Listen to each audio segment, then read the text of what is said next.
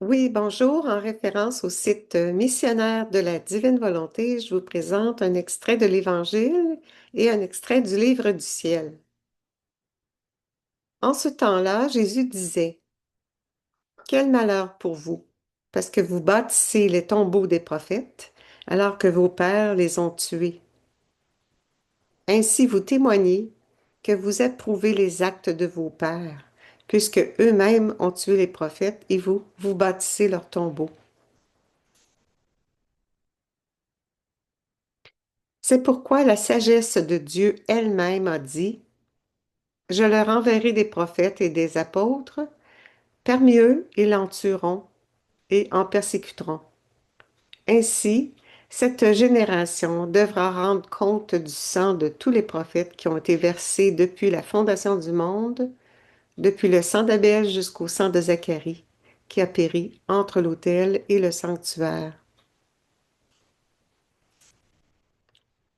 Oui, je vous le déclare, on en demandera compte à cette génération. Quel malheur pour vous, docteur de la loi, parce que vous avez enlevé la clé de la connaissance.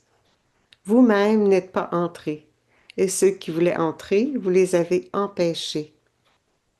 Quand Jésus fut sorti de la maison, les scribes et les pharisiens commencèrent à s'acharner contre lui et à le harceler de questions. Ils lui tendaient des pièges pour traquer la moindre de ses paroles.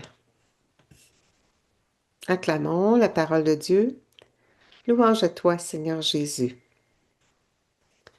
Dans le livre du ciel, au tome 8, l'âme possède une intelligence et elle doit s'en servir pour comprendre Dieu, pour ne penser qu'au bien et pour ne permettre à aucune mauvaise semence d'entrer en elle. Cela, c'est cultiver le bien avec son esprit. C'est la même chose en ce qui concerne sa bouche. Elle ne doit jamais dire de mauvaises choses, c'est-à-dire des mauvais mots. Il en va de même pour son cœur.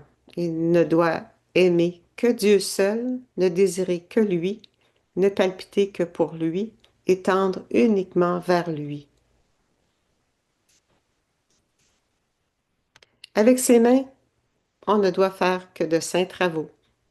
Avec ses pieds, on ne doit avancer que suivant les exemples de notre Seigneur.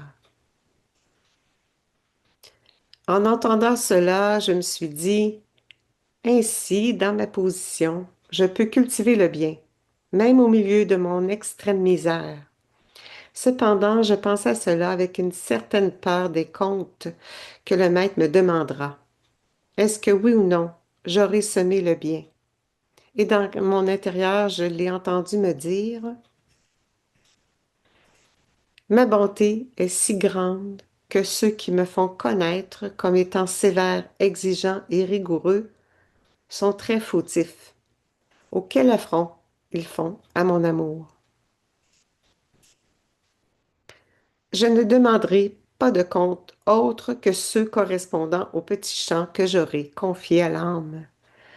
Je ne demanderai de compte à l'âme que pour la récompenser selon sa récolte. Je récompenserai l'âme par rapport à son intelligence. Plus elle m'aura compris pendant sa vie terrestre, plus elle me comprendra dans le ciel, et plus elle me comprendra, plus elle sera inondée de joie et de béatitude. Je veux n'être qu'à toi, Jésus. Jésus, je t'aime avec ton amour.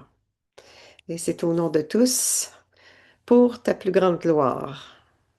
Que la gloire du Père soit maintenant. Fiat. Merci.